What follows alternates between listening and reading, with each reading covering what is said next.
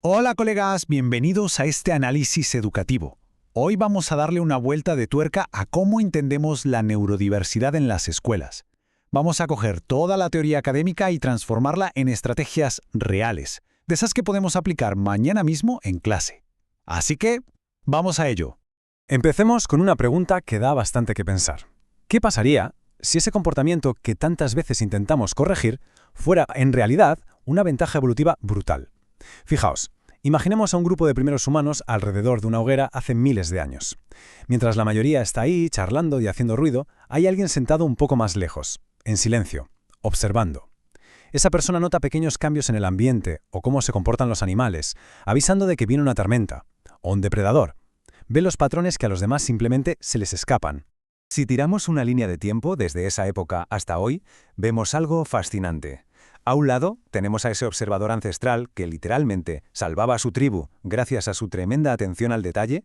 Al otro lado, en la actualidad, tenemos a nuestro estudiante organizando meticulosamente sus lápices por color o apilando sus libros de una forma muy concreta antes de empezar a trabajar. La esencia es exactamente la misma. Y ojo, porque entender este origen lo cambia todo. Pasamos de ver esa acción como una interrupción o una manía a descubrirla como lo que es, un activo valiosísimo para el grupo. Volvamos a nuestra hoguera un segundo.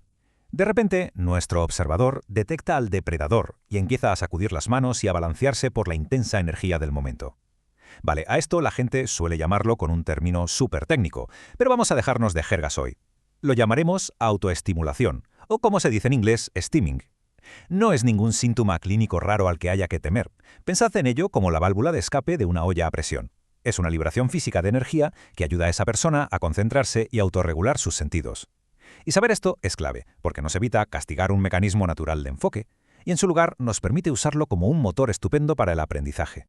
Bueno, pues para entender cómo apoyar estas fortalezas en el día a día, hoy vamos a repasar 5 áreas: innovación en el aula, el poder de la pasión, claridad y comunicación directa, un fuerte sentido de justicia y autenticidad que inspira.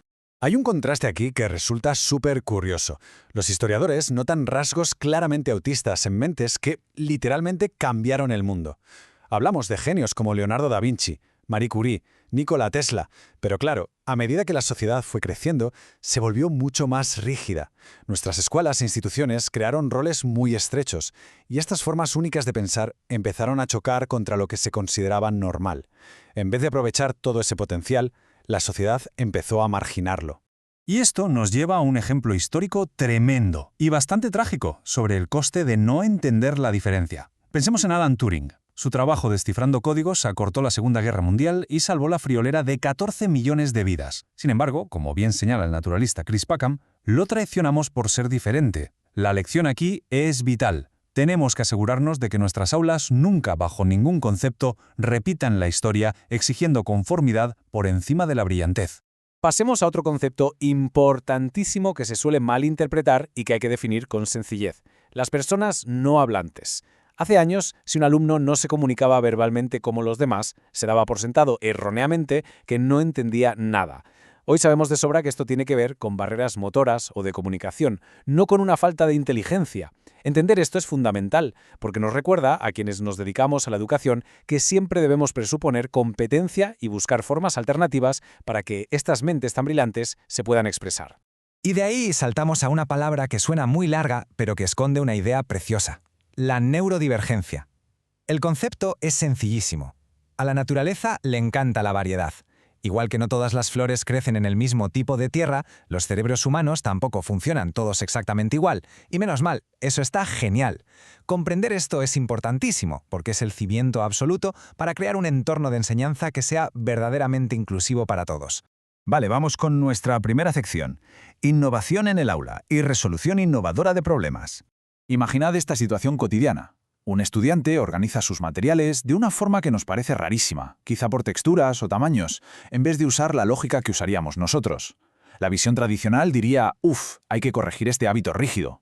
Pero la visión inclusiva se da cuenta de que ese alumno autista está notando detalles que a los demás se nos pasan por completo, creando una solución fresca y práctica. Cambiar este chip es enorme. Evita que machaquemos, sin querer, la capacidad creativa que tiene el estudiante para resolver problemas en su día a día. ¿Y cómo llevamos esto a la práctica? Muy fácil. Antes de saltar a corregir, hagamos una pausa. Preguntémonos, ¿de verdad está haciendo algo mal o simplemente está resolviendo el problema de otra manera? Si al final se cumple el objetivo, es fundamental aceptar esa organización sensorial. Nuestro trabajo es facilitar las cosas, no imponer un único método. Pasamos a la sección 2. El poder de la pasión. Porque la pasión es lo que impulsa el progreso. Todos hemos tenido en clase a ese alumno fascinado, casi obsesionado, con un tema concreto, ya sean trenes, programación o dinosaurios. Tienen un hiperfoco que les hace absorber hasta el último detalle imaginable. Y la importancia de esto es de lo más inspiradora. Cuando fomentamos estos intereses tan profundos, no estamos consintiendo una distracción. Para nada, estamos invirtiendo directamente en un futuro que estará moldeado por su genialidad. La clave está en integrar esto en nuestra planificación diaria. Si a un alumno le vuelven loco los trenes, pues usemos los trenes para enseñarle mates, historia o física. Usemos sus pasiones como la puerta principal de aprendizaje y reconozcamos ese hiperfoco como el talento enorme que realmente es. Vamos con la sección 3, claridad y comunicación directa. Una dosis de claridad que muchas veces nos hace falta. Para entender bien esto, hay una anécdota fantástica de la cómica Amy Schumer sobre su marido autista, Chris. Ella le pregunta si un vestido le queda mal, esperando el típico piropo para salir del paso. Y él, con esa honestidad y claridad autista absoluta, le responde: «Sí, tienes un montón de ropa más porque no te pones otra cosa». Claro, a los que estamos acostumbrados a dar rodeos, esto nos puede sonar un poco brusco, pero nace desde la verdad y el cariño. Entender esto en clase vale su peso en oro. Reconocer esta forma tan directa de comunicarse nos ahorra muchísimos malentendidos y construye una confianza genuina entre docente y alumno. Así que, cuando estemos en el aula y recibamos un comentario así de frontal, hay que aplicar estos pasos. No nos lo tomemos como algo personal. Veámoslo como lo que es, el regalo de alguien que valora la claridad por encima de los formalismos sociales. Sección 4. Un fuerte sentido de justicia, porque todos queremos un mundo más justo. Seguro que os suena esto. Alumnos autistas que no soportan que alguien se salte las reglas de un juego, o que defienden a capa y espada a un compañero al que están tratando mal, negándose a dejar pasar el tema.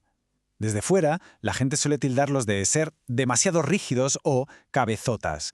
Pero no es terquedad en absoluto, es una necesidad profundísima de equidad.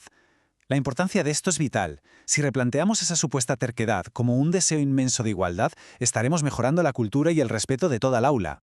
En vez de intentar silenciar ese impulso, resulta 1000 veces más útil canalizarlo. Dejemos que nos ayuden a crear las normas de convivencia de la clase o a repartir el trabajo en grupo de forma justa. Es una brújula moral increíble que no podemos permitirnos desactivar. Y llegamos a la sección 5, la última. Autenticidad que inspira. ¿Cómo fomentar la autenticidad? Parece que vivimos en un mundo obsesionado con encajar, pero las mentes autistas nos recuerdan una gran verdad. La conexión humana no requiere que todos seamos iguales. Ellos desafían esas normas sociales no escritas que, si lo piensas, muchas veces no tienen ni pies ni cabeza. Fomentar esto es importantísimo. Si dejamos que un alumno autista sea auténtico, sin tener que esconder sus rasgos, le estamos dando permiso al resto de la clase para abrazar su propia y maravillosa individualidad. ¿Y cómo lo hacemos? Pues celebrando el pensamiento fuera de lo común. Si un estudiante cuestiona una norma porque siempre se ha hecho así, es clave escucharle. Fomentemos que la clase entera valore las perspectivas distintas, en lugar de presionar para que todos sean fotocopias. Fijaos en el viaje que hemos dado hoy, desde aquel brillante observador junto a la hoguera hace miles de años hasta el alumno que se sienta mañana en clase lleno de potencial, soluciones innovadoras, pasión, claridad y un tremendo sentido de la justicia. Tener toda esta información nos exige actuar, así que os dejo con esta reflexión. Con esta nueva perspectiva en mente, ¿qué pequeño cambio podemos hacer mañana mismo en el aula para asegurarnos de que estas fortalezas ancestrales no solo sobrevivan, sino que lideren el futuro? Mil gracias por vuestro compromiso y por seguir aprendiendo en esta sesión.